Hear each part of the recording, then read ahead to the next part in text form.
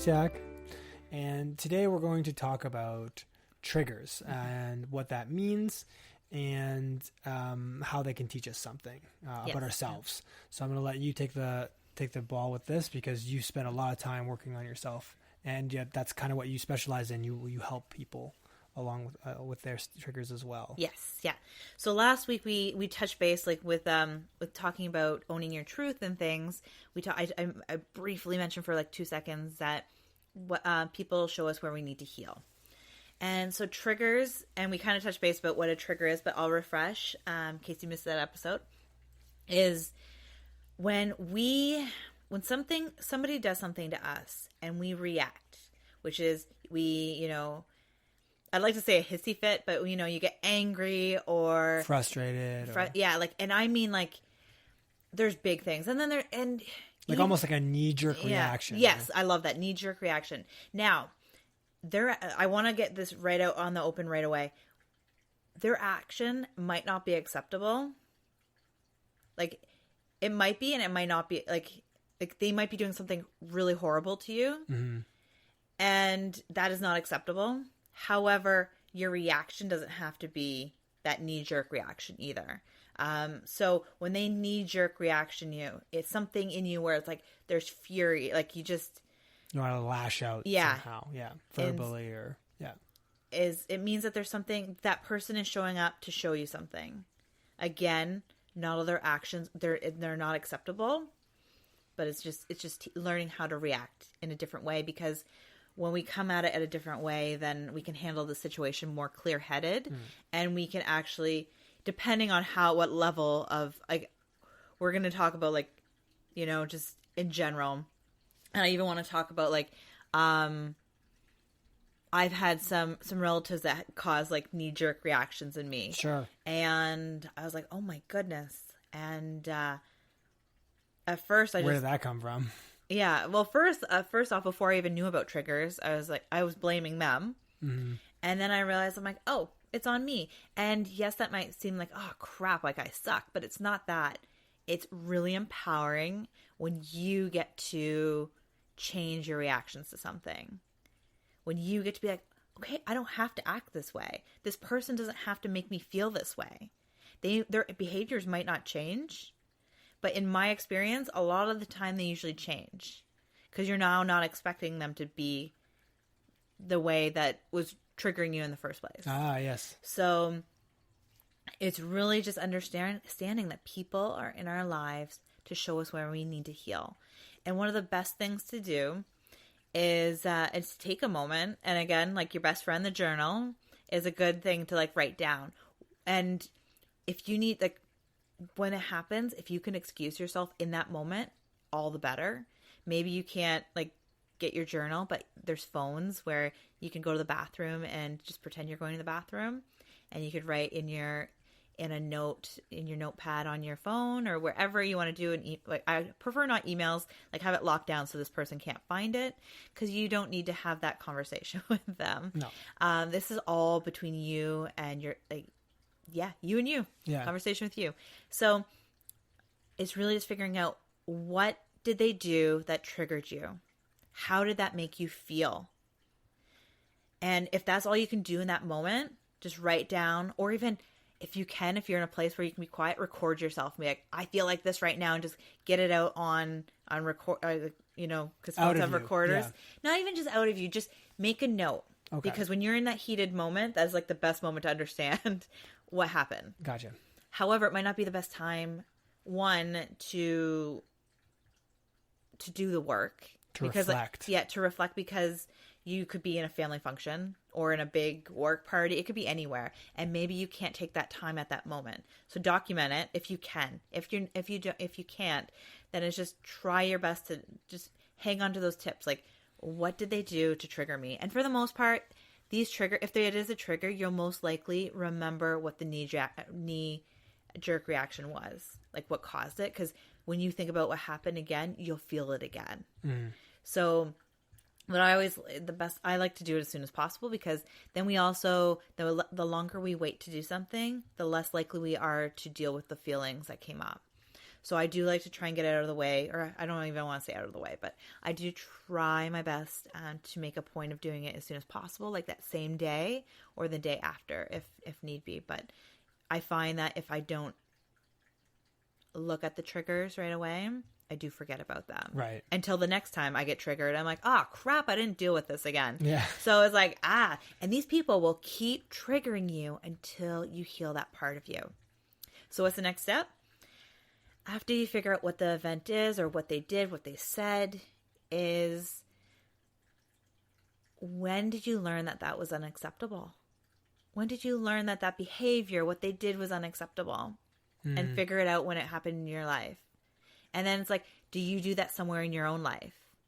Because a lot of the time, and I'm actually reading Debbie Ford's The Dark Side of the Light Chasers, and we can't see in ourselves, or we can't see in others what we don't have in ourselves. So it's really powerful. It's like, oh, I see something in them that I don't like. I have that. It's somewhere. Like it might not, there's just something in, like we all have everything. And it's just feeling like figuring out like, why is that more intense? Like, why did that trigger me? And it's just it's about getting back to your childhood. Or it might not be as far back as your childhood, but in my experience, most of it goes back to childhood.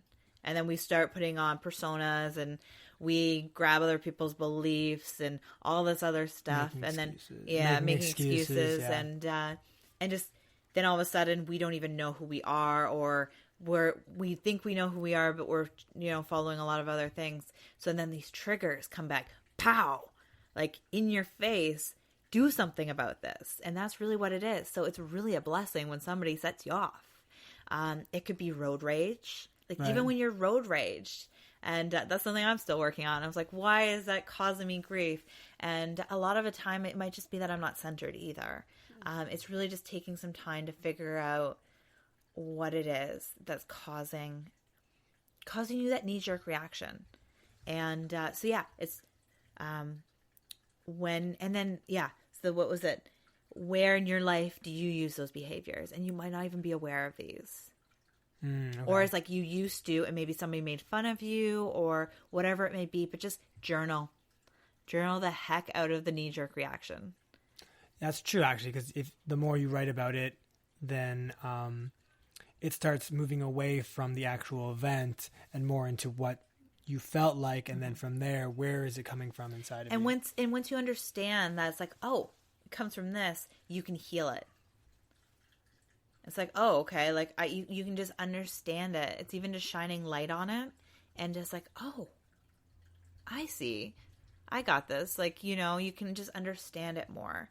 It's not about being mad at the person, or like there's going to be things like, I don't even want to talk about some of the things like people will make you angry about. Like they could be really bad things. And, or they could be very innocuous things or things that, others might be like, why are you getting mad about it? I'm talking about like somebody harming you and you get that. Like, that's not what I'm talking about here. I just want to be very clear. It's, when people just, say something to you or do something in your house that you just think is unacceptable or things like that. That's what I'm talking about here. I don't want to put, any of the like intense things, like sure. I don't want to put that in this episode. That's a deeper healing experience that needs to happen. I'm talking about like, it almost feels like somebody else might look at it and be like, it's unjustified, your reaction. Right. But you reacted that way for a reason, yes. And that's what you got to dig into and figure out. Yeah. And the super important thing here is to love yourself. I say this, I'm a broken record. Love yourself through this. It's not about beating yourself up that you got angry or got frustrated or sad and like cried and like, or stormed out of the room. It's like, wow, like, okay, something showed up. You own it. Like, you don't have to own it to anybody else but yourself. And it's just loving yourself through this process and be just super excited that you're actually going to heal a part of you that doesn't have to do this again. And before I forget to mention, you might find that when you heal a trigger from one person's like causing you grief, you might actually heal, like you might not have a reaction around somebody else either. Like that I found, you like used to, right? I healed something of mine that was from a family relative, and I realized that it was somebody like I think it's like killed two birds with one stone. Right. Like I literally helped a lot of things. Now this doesn't mean that you won't have a trigger by the same person down the road. It might just be something else. Gotcha. And it's really figuring out what the action is, and just going back time, like whenever you can, and just tweaking. It's just like anything. It's, we do have to do laundry. We wear clothes. We have to wash them, and then we wear them again. Same with, like, I'm not saying you have to rinse and repeat like every day or every week kind of thing, but now and then it's just, these triggers will show up in our lives, and they're there. They're blessings. They really are. They're very big blessings. Do I have every trigger healed in my world? No. Do I have I have a fair amount that have really helped me grow and strengthen some relationships. Like there's definitely some where like if I didn't do this, some people wouldn't be in my life right now because I would have been like, you're too much for me. But it's just figuring out what I needed to heal to make the relationship better. Now that means so some of the times when you do heal triggers, you actually change the other person as well. Mm. Now, it's not like you're like, ta-da, I changed you. It's your perspective really changed. You don't see that, that trigger's not in the front of your mind. And it's just, anyways, it's really magical when you can do this work. And, So hopefully we can talk about this again on another episode because there's a lot to unpack here and talk about. Well, do you have any questions or? Oh, nothing to get into right now. Well, one quick one that you mentioned that someone could trigger you again and it might be something different, but it might be the same thing too, right? And you have to go back and maybe work on that same area in your own life again. Yeah, it's definitely possible. Right? Yes, like some of our beliefs, some of our really deep rooted stuff. Yeah.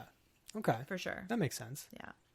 But for the most part, it can be just something else completely. Like a weed in your garden that you pull and you think you got it all and you didn't. Yeah. Right? And then it pops back up again. Okay. That is true too. All right. And it's okay. It happens and it just happens a lot. It's taking the time. You got to note your reaction, note what happened, note your reaction, and then give yourself the time to sort of dive a little deep and figure out what's really going on under the surface. Yes, definitely. Okay. Yeah. Oh, okay. And be very patient with this process. Of course. It sounds like something that you have to give yourself the time to do for sure. But the benefits sound like they're definitely worth it. Oh, definitely. So. Like it's a really amazing, and if you want, start small and just see like the benefits, just of starting small with a small trigger. Something that doesn't make you too... Maybe it's just like your husband doesn't put laundry away. There we go. For me, I just trip on it all the time, and it gets annoying making the bed. Anyways. It's not a trigger because I don't get mad. I just usually tell you about it. Yeah, but I see what you're saying. But like anything that'd be like, grr, like you want to say something, and you're frustrated, and then but you don't want to say something. That kind of thing. So, anyways. I hope that's helped. So no last words. I know I talked a lot this episode. It's okay. No, it's important to get through all this stuff and give our listeners something to think about and work on. And I would just be dragging on the podcast with lots of questions. So maybe we'll revisit it again. Maybe after I've got a chance to try it. Okay, sounds great. Okay, what happens after you try triggers? Yeah, exactly. Okay. Well, we hope you have a beautiful day. Bye for now.